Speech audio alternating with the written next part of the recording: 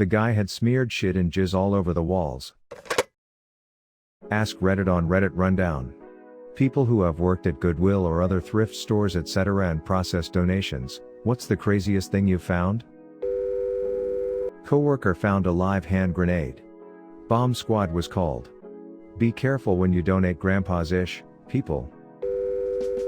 A sword used by a Japanese officer in World War II. A suitcase full of adult toys. A coin collection worth nearly $2,000 accidentally left in a cupboard that was donated. A photo album of someone's wedding was donated amongst the belongings of the pastor that married the couple after he passed. The bride happened to be someone I went to school with. I tend to sort books at my store, so have found a few odd things in there. Cash's bookmarks, about $150, a book with carved pages to conceal some jewels and gemstones, a few first edition books on agriculture from the 1800s, lots of handwritten recipes, personal letters, and my favorite, a letter sent in the last mail delivery from Hong Kong before the British returned it to China, affixed with every stamp available at the time and mint versions of each of these stamps enclosed. Didn't work there, but was about 5 years old, and my mom brought me and my siblings with her to Goodwill. She raised us alone, didn't have a lot of money. This was essentially a school clothes trip. She was just trying to get in and get out. We had strict rules not to ask for a toy, or frankly just don't ask for anything. This is a necessity trip only. Naturally, that lasted long enough for us to walk through the automatic doors. My brother went one way, my sister another, and I headed straight for an enormous basket of wallets. I had made up my mind that I needed a wallet, and the only place I could beg with any hope to get one was secondhand. I picked up one, didn't like the pockets. Picked up another, wasn't a fan of zippers. I hated the sound of Velcro, so that eliminated many options in the basket. Eventually I brought my carefully scrutinized selection to Mom, who was already overwhelmed by my siblings' finds that she only told me no a few times before she relented. It cost her $2. We loaded our sacks of clothes, and my precious new wallet, into our van and started for home. I remember going through all of the pockets like I was performing a dissection, picturing what I could put here and what was supposed to go there. At some point, I found a slot that was inside of a pocket that was stiff, as if it was never used often. I poked at it enough to separate the fabric, and found a bill inside, intricately folded into a tiny square. Before I even realized exactly what it was, I had ripped it out and held it out over the middle seat in the van, waving frantically and practically bouncing in my seat. Mom. Look. My wallet has money.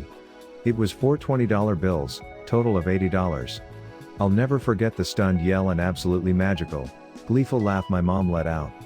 My siblings and I joined in, and we didn't stop smiling and talking about it the whole way home.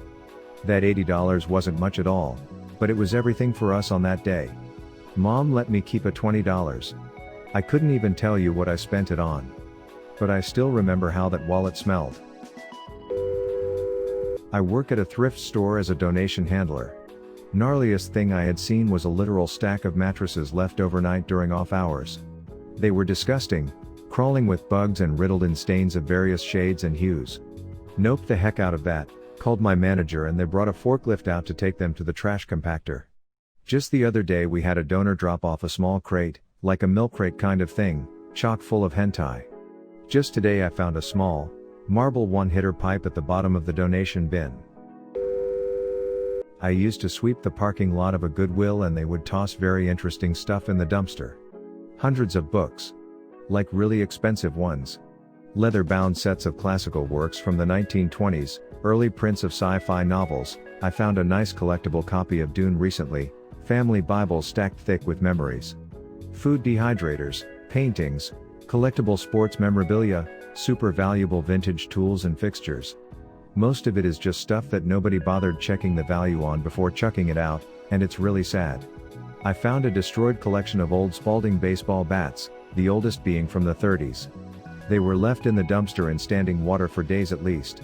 It's sad to see things like that go, maybe because at one point someone loved them very much, and someone else decided that all the care it took to collect these treasures was a waste. I worked for a non-profit for seniors that had a charity shop in it.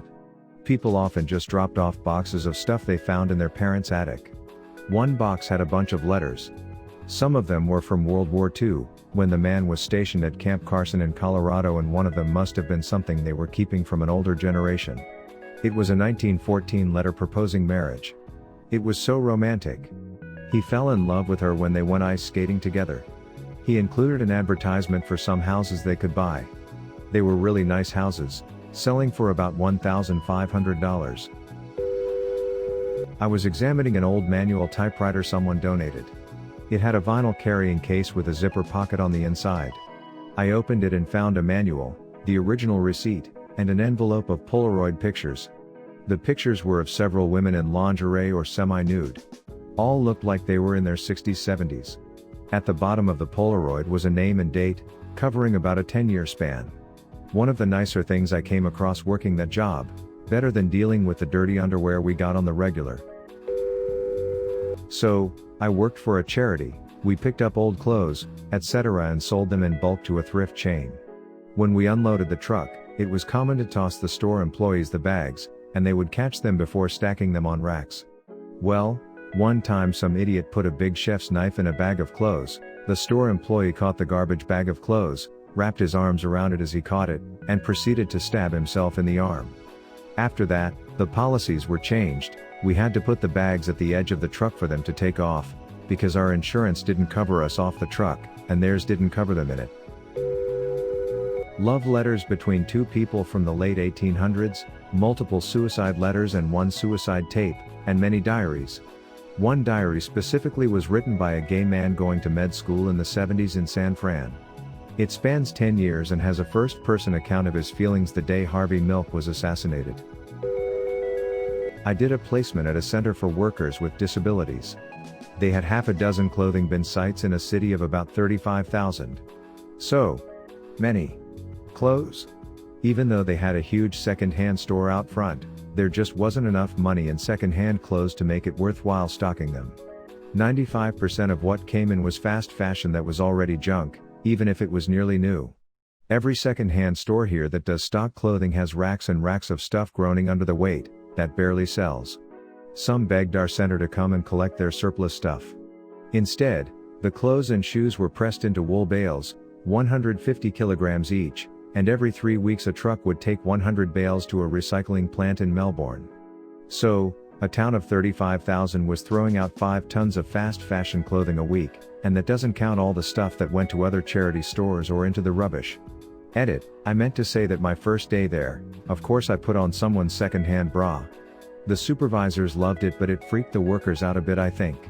However, it did start a bit of a dress-up trend whenever we found stuff like tutus. I was working off some probation at the Salvation Army. Going through the boxes, I found $1,000 in the pocket of some plaid pants. Found out they were dropped off from a girl whose dad had died. Tried to contact her again, but to no avail. I got to keep it and it helped pay my rent for the month. I was really struggling at that time, so I was very grateful. Not me, but my friend worked at Goodwill, and he had to clean a dressing room up after a guy went in there with a bunch of ladies' underwear. The guy had smeared shit and jizz all over the walls. I worked for a Goodwill program that hired developmentally disabled adults. My job was to assist the clients as they processed donations.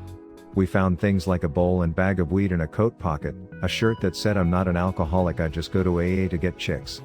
Somehow that one sustained a tear and had to be trashed, and, worst of all, a garbage bag full of dead rats. Not a thrift store, but my job handled a lot of used items. Basically, the customer or next of kin would forget what was in their contents and we would find it through cleaning. I reckon the craziest thing would be old World War II era Japanese rifle and katana. Unsure of the validity, of course, because research has told me fakes flooded the market, but we found it ticked away in a hidden alcove in their attic with their husband's ashes and old newspapers, so who knows. I had a mate who worked in one of the bigger Lifeline stores in Australia. A woman came into the store with 5 large clear plastic storage boxes and asked to donate them. He looked inside of the boxes and it was thousands of beautifully hand-painted Warhammer pieces. He was shocked and asked her why. They were her son's and she couldn't keep them in the house anymore since his death. My friend said he couldn't accept the donation. He said the whole collection was worth a lot of money. She had no idea. He asked her for all her details and asked if he could try to sell it for her. She agreed. After his shift he went home and took photos of everything and posted it online in an Australian Warhammer forum. Within a couple of weeks everything was sold. He called her and she met him at the store. He told her he had sold it to collectors all around Australia who loved her son's work. He handed her roughly $12,000. She cried, he cried, she offered him half, he said no. She told him she would donate his half to a suicide charity in her son's name and his name. He said it was the best thing he had ever done in his life. Was working in a charity shop that helped support cancer patients' treatments. Most people's donations were from the goodness of their hearts, but a very small minority would use the shop as a bin bag drop-off. Frick them people, they're scum. One time two young enough dudes rock up with 2 small bags of clothes and 2 drawer-type bedroom furniture. Bag of clothes was all good, some expensive stuff at them. But each drawer had a mirror supper glued to the top of the desk. I'm standing there looking at it, like a fool, wondering what the hell is this all about. Turns out the Garda, Irish police, came in one of the days looking for the furniture and clothes. The 2 lads were drug dealers and they just dropped off the evidence. They were using the drawer to cut up coke. Not me but my aunt. One of the few surviving Enigma machines. The owner passed away and his family dropped it off with a box of newspapers and some memorabilia from the war, etc. My aunt, being a history nut, figured out what it was, got it appraised, worth almost £100,000, and looked for the family for 5 months before being able to return it to them. She didn't have a heart to take it under false pretenses. Oh, I got this one. I worked in fundraising for a non-profit that used to run a thrift store. Despite the fact that the store had been closed for years when I came on staff, people still regularly dumped crap outside our door on weekends, and there was an entire terrifying garage of leftover merchandise. I spent 5 years, yes, years, slowly sorting through and figuring out how to get rid of. My donation wall of shame included, 1. An open box of female condoms, 2 missing, 1 opened. 2. An artificial lower leg that someone's dog had gotten a hold of and chewed most of the foot off. 3. A mattress that someone had either given birth on or something horrible had happened to them, a weekend dump job, we called the cops just in case. 4. Numerous bags of donated clothing where the top few layers were great and the rest were dirty, stinky, ragged, permanently stained, or otherwise unusable. 5. 500, yep, plastic Kleenex box holders that a big box home store that shares initials with the Better Business Bureau had given as part of a bulk donation deal. People are gross. I worked for a charity shop for a year during my time at university. Once we got a huge donation of clothes in the middle of the night. Like someone just dropped a massive pile of clothing in front of the entry and fucked off. That's not cool, and usually people do it cause they want to get rid of trash cheaply. But damn, this time there were a pair of Gucci men's shoes in there. We all didn't know how to tell if they were fake or real and went to ask a neighbor shoe shop and they were real. And not only real, also very old and in great condition. We sold them on an auction for a lot of money.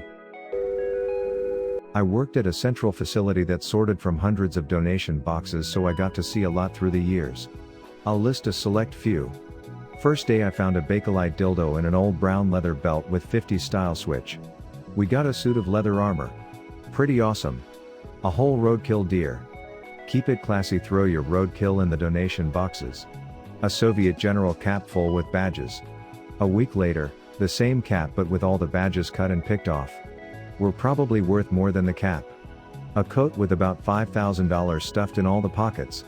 One of the employees when I started, had secretly, behind one of the sorting machines, set up a BDSM wall of all the gimp cloths, whips, straps and handcuffs he had found.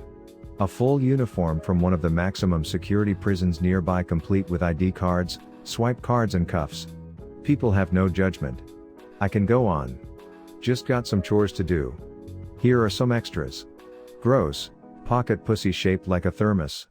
Not cleaned cool, 1910 military motorbike gloves that were half horse riding gloves, half motorbike gloves. Awkward, someone donated their private nude Polaroids in an album. It dropped out of the sorting machine while I was mentoring a half a dozen work experience girls. So picking up nudie pictures all off the floor was awkward.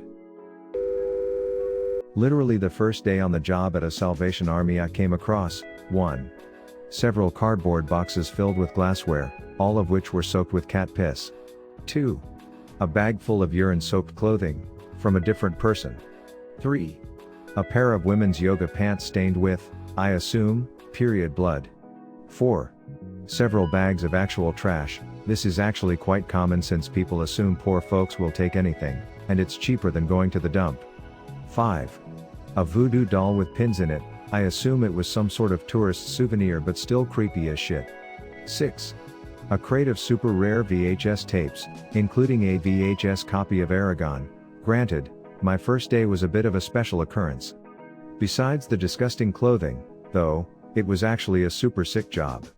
Unless it was super valuable, you could take anything you want that came in before it went out front.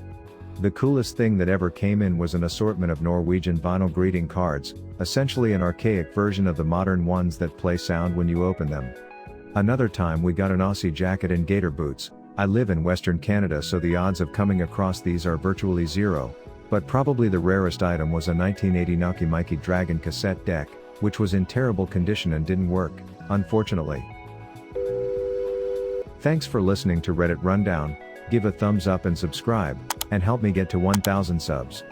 Leave a comment below on what kind of topics or stories you would like to hear. You can also check out other videos on my channel. Thanks and have an awesome day.